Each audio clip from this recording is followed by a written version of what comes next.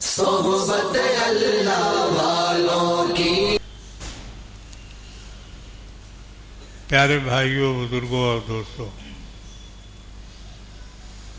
अल्लाह तबारक व तआला हम सबों को जुमा मुबारक की तमाम सआदतें और बरकतें नसीब फरमाए। हफ्ता का ये दिन बड़ा मुबारक होता है और इसमें मुसलमानों को अल्लाह तबारक व तआला से मज़ीद करीब होने और मज़ीद इबादतों की तौफीक मिलती है। नेकियों की तौफीक में से एक नेकी ये भी है कि हमें नमाज से पहले, खुतबा से पहले कुछ नसीहतें सुनने को मिल जाती। अगरचे जुमा के खुतबा के ज़रिए से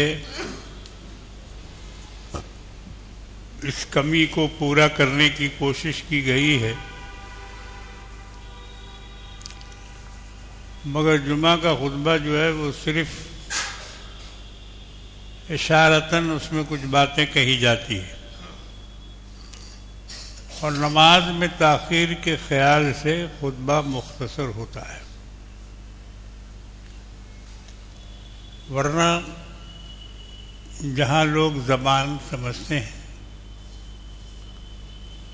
जिनकी ज़बानें अरबी हैं, तो वहाँ अलग से अरबी में खुतबा नहीं होता, खुतबा ही काफ़ी होता है। मगर हमारे यहाँ चूँकि लोग अरबी ज़बान से नावाकिफ़ हैं, इसलिए सिर्फ खुतबा जो अरबी में होता है वो हमारे लिए काफ़ी नहीं होता। उसके लिए मज़ीद तशरीह की ज़रूरत पड़ती है। उस ख्याल से उलमा ने, और उलमा ही नहीं बल्कि सहाबा के ज़माने से ये है कि जुमा के खुतबा और नमाज से पहले एक शख्स अल्लाह और उसके रसूल के अहकाम को बयान करता था। ये सहाबा के वक्त से ही है, ऐसा नहीं है कि ये बाद के मुसलमानों ने ईजाद किया है।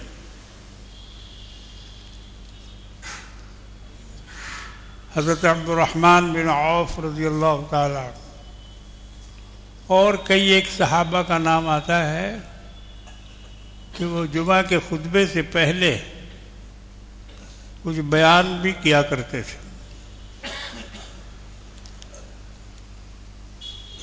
आज हमारे यहाँ उसी की तकलीद की जा रही है और खुतबा से पहले अपनी ज़बान में दीन की बातें, इस्लाम की बातें, मसला मसाइल की बातें वो बयान की जाती। अब ये अलग बात है कि लोगों ने इस बयान को भी सियासी बयान में तब्दील कर दिया है। मजहबी झगड़े, आपसी मसलकी इख्तिलाफात और इस किस्म की चीज़ों को वो बयान करते हैं, मगर ये मकसद नहीं है जुमा के बयान का। अब जैसा कि अभी हम कई हफ्तों से हज़रात खुलफाए राशिदीन के बारे में थोड़ा थोड़ा उनकी ज़िंदगी के हालात को सुन रहे हैं, उसमें से आज तीसरे खलीफा दामाद रसूल सैयदना उस्मान गनी रज़ी अल्लाह ताला अन्हु के फ़ज़ाइल और मराक़िब हम सुनेंगे और उनके अहवाल भी हमें बताए जाएंगे। उनकी खिलाफत की मुद्दत 12 साल थी। मक्का के कदीमुल इस्लाम लोगों में से इनकी नेकी, इनकी शराफत, इनकी बुजुर्गी दौर जाहिलियत में भी मानी जाती थी। और ये इतने नेक आदमी थे कि कभी शराब को हाथ नहीं लगाया। अब आप इनसे इनकी नेकी का अंदाज़ा लगाइए कि वो माहौल जहाँ हर एक शराब के आदी थे, बच्चे से लेके बूढ़े तक, जवान तक, शराब उनकी घुट्टी में पड़ी हुई थी। उठते बैठते चलते फिरते रास्तों में, सड़कों पर उनके यहाँ ये दस्तूर था। उनकी कोई दावत बगैर शराब के मुकम्मल नहीं होती थी। लेकिन ऐसे माहौल में पले और बढ़े सैयदना उस्मान गनी रज़ी अल्लाह ताला अन्हु ने कभी भी शराब को हाथ नहीं लगाया। ये उनकी एक बहुत बड़ी खूबी और कमाल की बात है। इससे उनकी नेकी और शराफत समझ में आती। नबी करीम सल्लल्लाहु अलैहि वसल्लम से उम्र में तकरीबन 7 साल के छोटे थे। मक्का में पैदा हुए, वहीं पले बढ़े। जब इत्तला मिली कि एक नबी आए हैं और वो नबूवत की दावत दे रहे हैं, सैयदना अबू बकर रज़ी अल्लाह ताला अन्हु ने इनसे कहा कि तुम भी बैत कर लो, तुम भी उनको नबी मान लो और उनके हल्के में शामिल हो जाओ। तो सैयदना उस्मान गनी रज़ी अल्लाह ताला अन्हु ने कोई बहस मुबाहिसा नहीं किया और शामिल हो गए, इस्लाम ले आए, मुसलमान हो गए। अब इस्लाम लाने के बाद सहाबा पर जो मुसीबतें टूटी, उनमें से सैयदना उस्मान भी शामिल। और इन पर खुद इनके चचा ने, जिसका नाम आस बिन वाइल था, उसने हजरत उस्मान गनी रज़ी अल्लाह ताला अन्हु पर बड़ा जुल्म किया। वालिद का इंतकाल हो चुका था। हजरत अफ़्फ़ान वो इस्लाम लाने से पहले ही इंतकाल कर गए थे। ये अपने चचा की परवरिश में थे।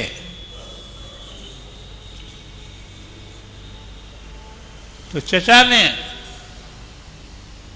इन पर बड़ी ज्यादती की इस्लाम लाने के जुर्म में कि तुम क्यों मुसलमान हुए, क्यों तुमने कलमा पढ़ा, क्यों इस्लाम लाए। बहुत मारा करते थे, रस्सी से बांध बांध कर मारते थे। किताबों में आता है कि चटाई में लपेट कर उनकी नाक में धुआं दे देते थे। कभी कभी रस्सी से बांधकर उनको कुआं में लटका दिया। बहुत जुल्म सहा इन्होंने अल्लाह के रास्ते में, अल्लाह के लिए।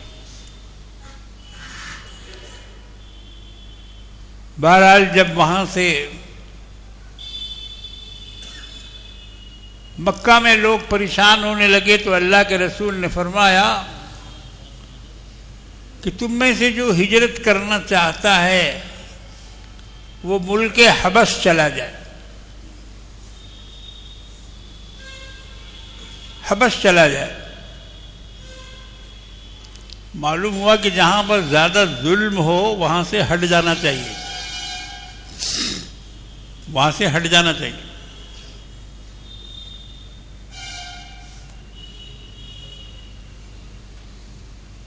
तो एक जमात तैयार हुई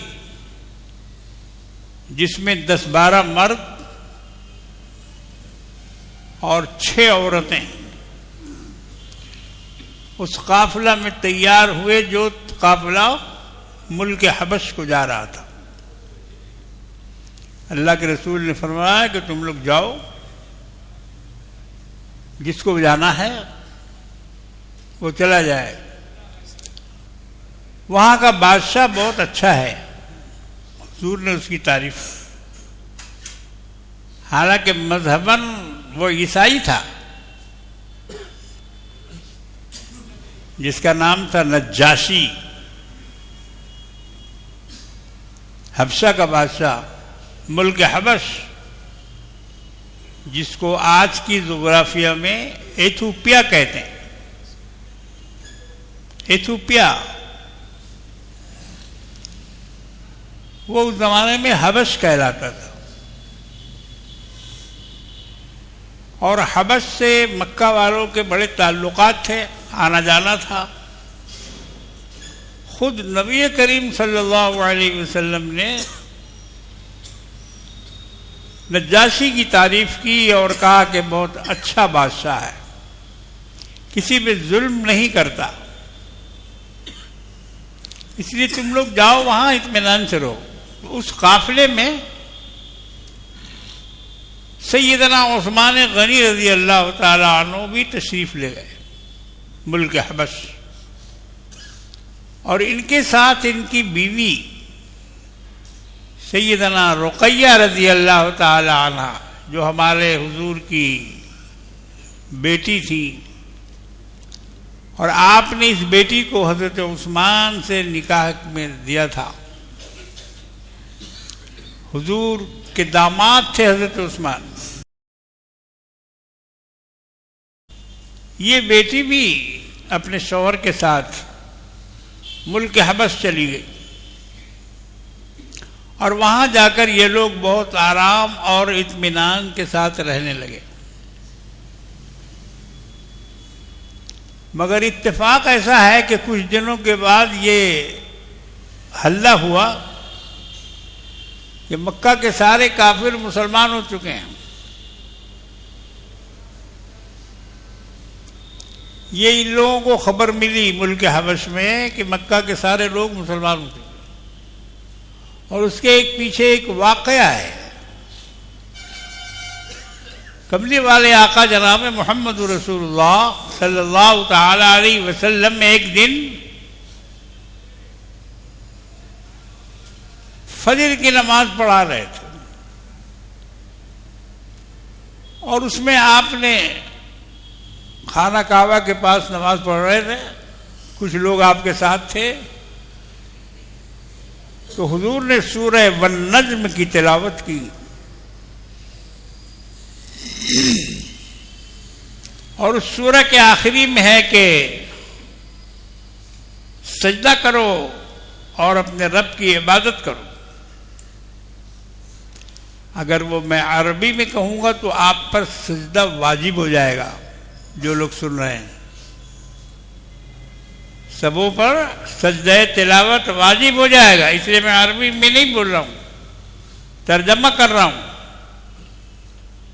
सजदा करो, आखिरी अल्फाज ये हैं, और अल्लाह की इबादत करो। और उसके बाद नबी करीम सल्लल्लाहु अलैहि वसल्लम ने सजदा किया। सजदा की आयत थी, तो जो कुफारे मक्का खड़े होकर कुरान सुन रहे थे, वो लोग सुनते थे कुरान,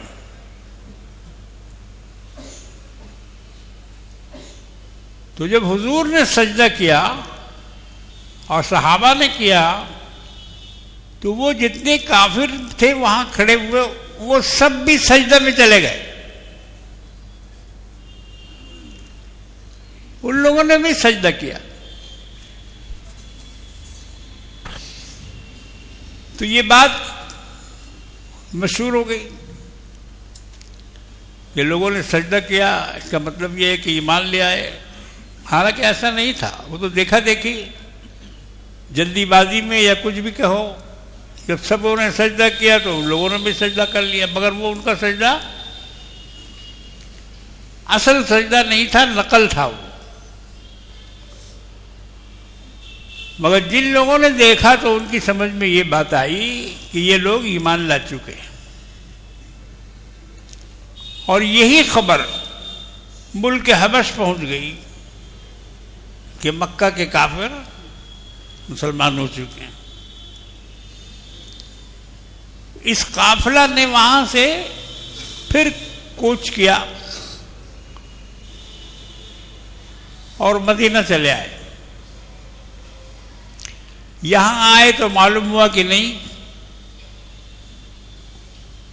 मक्का चले आए, मालूम हुआ कि ये बात नहीं है, यहां तो वैसे ही जुल्म हो रहा है जैसे पहले हो रहा था।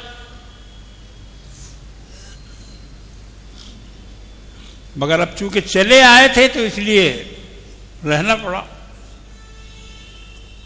और कुफ्फार के जुल्म को सहना पड़ा। मगर फिर दूसरी मर्तबा एक काफिला तैयार हुआ मुल्क हबश जाने के लिए, हिजरत करने के लिए, दूसरी हिजरत। इस दूसरी हिजरत में भी सैयदना उस्मान गनी रज़ी अल्लाह ताला अन्हु शरीक हुए और अपनी अहलिया के साथ यानी हुजूर की बेटी सैयदा रुक़ैया रज़ी अल्लाह ताला अन्हा वो साथ थी। उन्होंने दूसरी मर्तबा हिजरत की और अब इस ख्याल से गए कि अब वापस नहीं आना है, जो भी होगा वही होगा, अब रहना है वहां, रहने की नीयत से। तो ये काफिला बड़ा था, पिछले काफिले में तो 10-12 आदमी थे, मगर इस काफिले में 70-80 अफराद थे, जिनमें औरतों की भी तादाद थी और मर्दों की भी। ये लोग हिजरत करके हबशा में बसने के ख्याल से चले गए कि अब जो भी हो वापस नहीं आना है, रह गए वहां। मक्का वालों को मालूम हुआ, जब खबर मिली मक्का के कुफ्फार को, गुरु घंटालों को,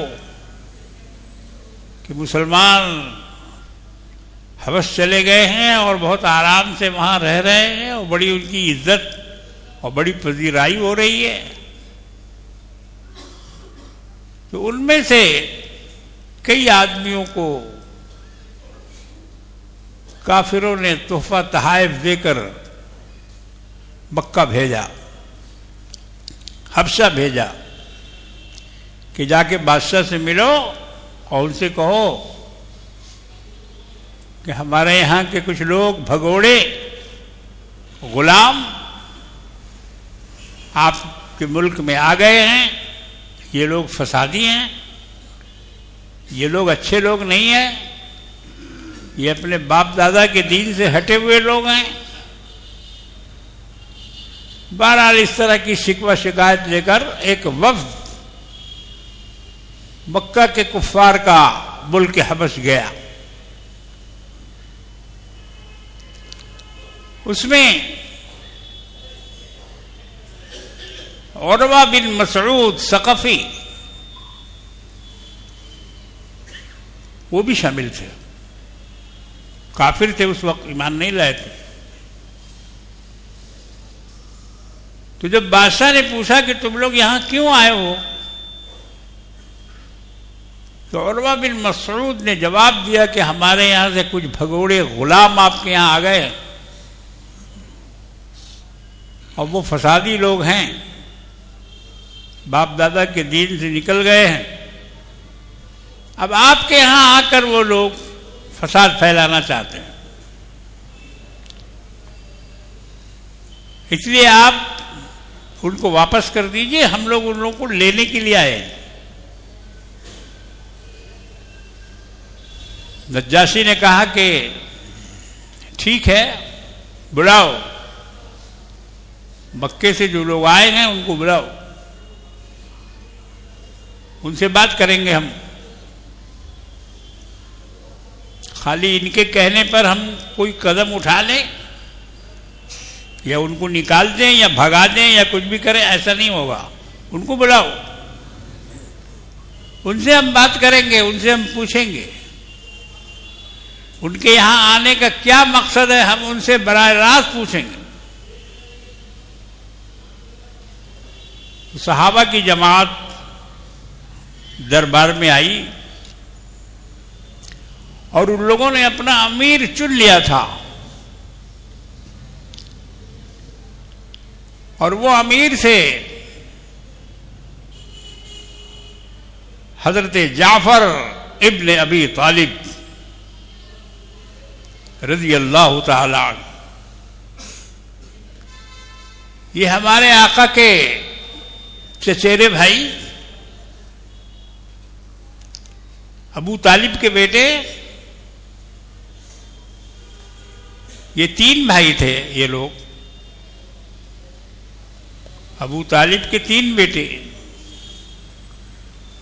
जाफर, अली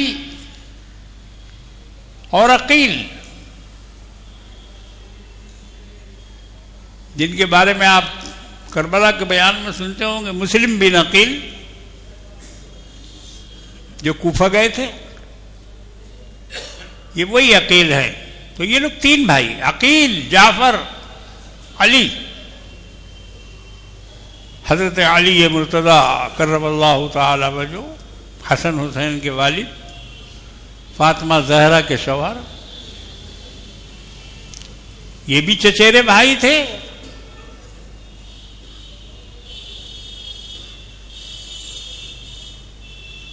तो जाफर रज़ी अल्लाह ताला अन्हु खड़े हुए नज्जाशी के दरबार में। नज्जाशी ने पूछा कि क्यों आए हैं आप लोग यहां, कौन है आप लोग, आप लोगों का क्या मजहब है। तो नज्जाशी रज़ी अल्लाह ताला अन्हु ने वहां तकरीर की। वो तकरीर भी सुनने सुनाने के लायक है, पढ़ने पढ़ाने के लायक है। हजरत जाफर ने जो तकरीर की वहां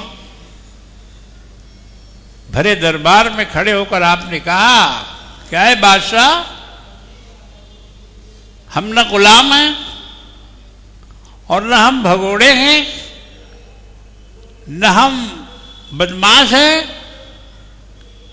बल्कि हम तो साधारण आवाम में से आदमी हैं। एक नबी आया, उसने अपनी नबूवत का दावा किया, हम लोगों ने उसको नबी माना। उस नबी ने आके हमें समझाया कि शराब मत पियो, ज़िना मत करो, चोरी मत करो, कत्ल गारत गरी मत करो, किसी का माल बगैर इजाजत मत लो, लूट मार मत करो। ये सारी नसीहतें आके उसने हमें बतलाई और हम लोगों ने उनके कहने पे अमल किया और हम लोगों ने वो सारी बुराइयां छोड़ी जिसको इन्होंने बताया कि ये बुरा है। तो हमारी कौम हमारी दुश्मन हो गई और उनके जुल्म से बचने के लिए हम आपके मुल्क में आए हैं। ऐसी संजीदा गुफ्तगू थी, ऐसी संजीदा तकरीर थी कि नज्जाशी पर उसका बहुत असर हुआ, बहुत असर हुआ। उसने ये सोचा कि यही बात तो हमारे नबी भी कहते हैं और लोगों से बताया, जमीन से एक तिनका उठाया और कहा कि इनकी बातों में और हमारे नबी की बातों में ये तिनका बराबर का भी फर्क नहीं है। जो हमारे नबी कहते हैं वही बातें ये भी कह रहे हैं। इसलिए मक्का वालों से कहा कि आप लोग जाइए, हम इनको आपके हवाले नहीं करेंगे, ये हम अपने यहां इनको रखेंगे, आप लोग वापस जाइए यहां से। मुशरिकीन अपना मुंह लेके वहां से उड़ गए दरबार से। ये जनाब जाफर रजी अल्लाह ताला अन्हु की बड़ी दानिशमंदी थी, दीदावरी थी। उन्होंने कुरान मजीद की आयत पढ़ी और आयत पढ़कर जो उस जमाने में उतरी थी उनको समझाने की कोशिश की। कौन सी आयत पढ़ी? सूरह मरियम। सूरह मरियम की इब्तिदाई आयत पढ़ी। बिस्मिल्लाहिर्रहमानिर्रहीम। काफ हा या ऐन साद, ये हुरूफ मुक़त्तआत हैं। ज़िक्र रहमति रब्बिका अब्दहू ज़करिया, अल्लाह ने वो जिक्र मरियम अलैहिस्सलाम का हजरत ज़करिया से शुरू किया और उसके बाद हजरत यहया का नाम आता है। या यहया खुज़िल किताब बिक़ुव्वा, ऐ यहया जो किताब तुम्हें दी गई है उसको हिफाजत से रखो और पढ़ो, सुनाओ लोगों को। तो वो सारे वाक़यात इब्तिदाई हजरत ज़करिया के और हजरत यहया के, और उसके बाद फिर जिक्र आता है वज़कुर फिल किताबि मरियम। इसके बाद अब मरियम का जिक्र कीजिए। ऐ नबी, अब इनके बाद मरियम का जिक्र कीजिए। मरियम के बारे में भी आयतें हैं बहुत दूर तक। जाफर रज़ी अल्लाह ताला अन्हु पढ़ रहे थे कुरान, और इधर नज्जाशी जो तख्त पर बैठा हुआ था गौर से कुरान सुन रहा था। उसकी आंखों से आंसू जारी हो गए। उसने जब मरियम के हवाल सुने, ज़करिया के हवाल सुने, यहया के हवाल सुने, उसकी आंखों से आंसू गिरने लगे। और उसके रोने का तज़किरा भी अल्लाह ने कुरान में फरमा दिया। कुरान में अल्लाह ने नज्जाशी के रोने का भी तज़किरा किया। 7वें सिपारे में अल्लाह ने फरमाया वइज़ा समिअू मा उन्ज़िला इलर रसूल, जब वो लोग रसूल पर उतरी हुई किताब की आयतें सुनते हैं, तरा अयुनहुम तफीदु मिनद्दम, आप देखेंगे कि उनकी आंखें आंसुओं से भीग रही, आंसुओं से भीग रही हैं। ये वही आंसू थे जो नज्जाशी के दरबार में कुरान पढ़ा गया और उससे सैयदना जाफर रज़ी अल्लाह ताला अन्हु ने इस्तिदलाल किया मरियम के बारे में, ईसा के बारे में। बहुत मुतासिर हुआ, बल्कि मुतासिर क्या, रिवायतों में आता है कि नज्जाशी मुसलमान हो गया, मुसलमान हो गया। उसने इस्लाम कबूल कर लिया कि बिल्कुल सही मजहब है, बिल्कुल सच्चा मजहब है, और इसमें जो कुछ कहा गया है कोई बात गलत नहीं है, सब सही है। अब हम उनको हजरत नज्जाशी रज़ी अल्लाह ताला अन्हु कहेंगे। ईमान लाने के बाद इनका इंतकाल मुल्क हबश में हुआ, और जो लोग हबश हिजरत करके गए थे, जब हालात मुतमईन हो गए, इत्मीनान वाले मामलात हो गए। अब उन लोगों ने फिर वतन वापसी का इरादा किया। वतन की मोहब्बत तो कहीं जाती नहीं है। हम लोग हिंदुस्तान में रहते हैं, यहीं पैदा हुए, यहीं पले, यहीं बढ़े, यहीं जवान हुए, यहीं बूढ़े हुए। मगर सच पूछिए, हम तो दुनिया के बहुत सारे मुल्कों में जाते रहते हैं, गए हैं, देखा भी है, मगर दिल नहीं लगता कहीं। वतन की मोहब्बत खींचती है आदमी को अपने वतन की तरफ। पानी जहाज में हम लोग जा रहे हैं हज में,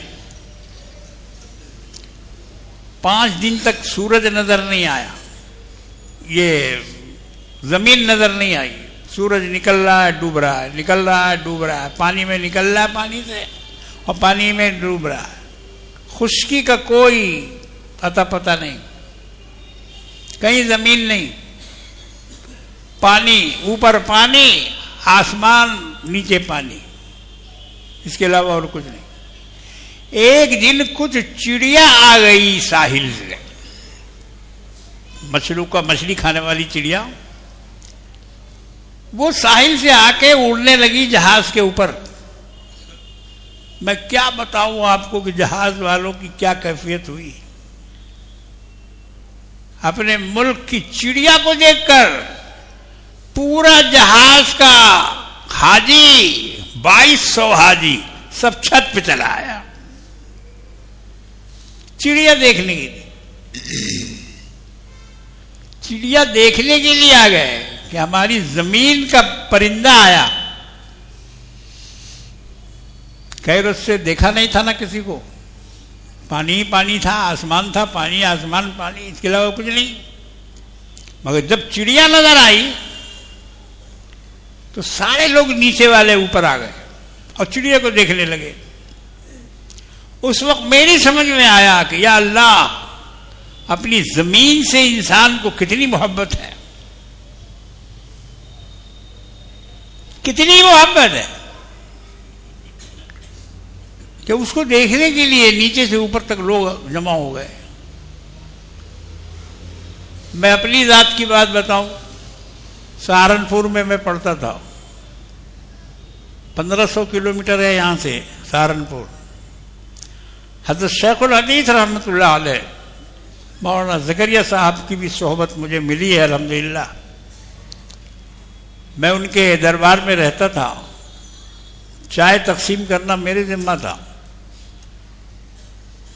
हज़रत शेख रहमतुल्लाह अलैह बहुत बातें करते थे और मुझसे बहुत बेतकल्लुफ मिला करते थे, बुलाते थे पास में। मैं उनके दौरा हदीस में भी बैठता था जिस वक्त बुखारी पढ़ाते थे। हालांकि मेरी किताबें वहां तक नहीं पहुंची थी और दूसरे किसी को इजाजत नहीं थी उसमें बैठने की, मगर मुझको खुसूसी इजाजत दे दी कि तुम बैठा करो यहां। तो हजरत के खत्म बुखारी में मैं बैठता था। तो अब वहां मेरी तालीम होने लगी, मगर दिल नहीं लगता था वहां।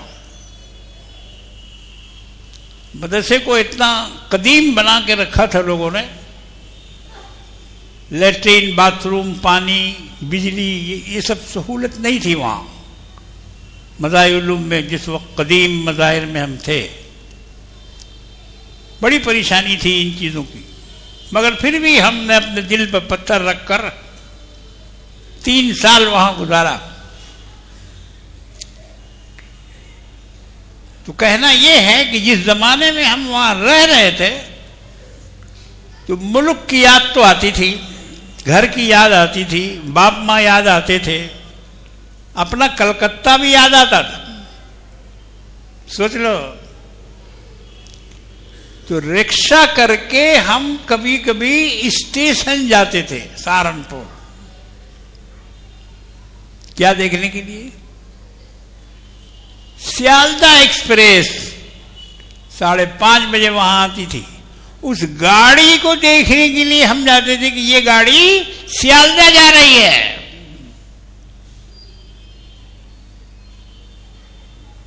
सियालदा से इतनी मोहब्बत, लगाओ। उस गाड़ी को देखने के लिए हम जाते थे कि ये मेरे शहर में जा रही है ये गाड़ी। ये गाड़ी कलकत्ते की है, ये वहां जा रही है। तो कभी कभी हम स्टेशन सियालदा एक्सप्रेस, और दिन में मौका नहीं मिलता था किसी तरफ जाने आने का, शाम को छुट्टी होती थी और शाम ही को वो गाड़ी सहारनपुर में आती थी। ये मैं अपनी बात बता रहा हूं कि आदमी को अपने वतन से और अपने वतन की चीजों से कैसा लगाव होता है। बहरहाल वो काफिला भी वापस आ गया जो हबशा गया था। उनको अपने घर द्वार की याद आने लगी, वापस आ गए और यहां इत्मीनान से फिर रहने लगे। लेकिन मक्का वालों का जुल्म तो जारी था। एक काफिला फिर हबशा के लिए रवाना हुआ, ये तीसरा काफिला। ये मक्का से हबश के लिए तीसरी हिजरत, 2 हिजरत हो चुकी, ये तीसरी हिजरत थी। और उस तीसरी हिजरत में भी सैयदना उस्मान गनी रजी अल्लाह ताला अन्हु और उनके अहलिया शामिल थे। तो मतलब यह हुआ कि सैयदना उस्मान ने मक्के से 3 मरतबा हिजरत की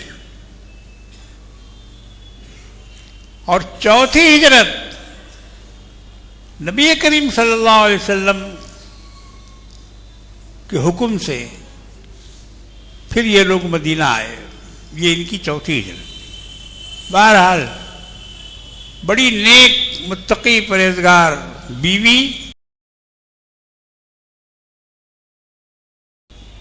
और इनका इंतकाल जंग बदर के मौके पर हुआ। अल्लाह के रसूल ने फरमाया कि उस्मान, तुम्हारी बीवी की तबीयत बहुत खराब है, तुम अपनी बीवी की खिदमत में रहो, उसकी देखभाल करो। अल्लाह ताला जो सवाब अहले बदर को देंगे वही सवाब तुमको भी मिलेगा। हुजूर ने ये बशारत दे दी। सैयदना उस्मान गनी रज़ी अल्लाह ताला अन्हु जंग के बदर में शरीक नहीं हो सके अल्लाह के रसूल के हुक्म से और अपनी बीवी की बीमारी की वजह से, लेकिन अल्लाह ने उनका शुमार अहले बदर में किया। इनके फ़ज़ाइल और मनाक़िब बहुत हैं। मदीने वालों पर इन्होंने मीठे पानी का कुआं जारी करवा दिया, जबकि एक ही कुआं था यहूदी के पास। 20,000 दिरहम में उस वक्त खरीद कर उसको मुसलमानों के ऊपर हज़रत उस्मान ने वक्फ कर दिया। वो मीठा पानी हज़रत उस्मान की बदौलत मदीने वालों को मिला। मगर जब इनकी शहादत हुई, इंशाअल्लाह अगले हफ्ते में उसको मैं बयान करूंगा, 40 दिन तक पानी बंद था। सैयदना उस्मान गनी रज़ियल्लाहु ताला अन्हु को पानी नहीं दिया गया। उसी शख्स को जिसने मदीने के लिए मीठे पानी का सैलाब बहा दिया, जालिमों ने उन पर पानी बंद किया और 40 दिन तक उनको पानी नहीं दिया। बहरहाल इंशाअल्लाह अगले जुमे में अल्लाह ने चाहा तो मैं इसको मुकम्मल करूँगा। अल्लाह तबारक व तआला हम सबको खैर की इल्म की तौफीक दे। व आखिरु दावाना अनिल हम्दुलिल्लाहि रब्बिल आलमीन।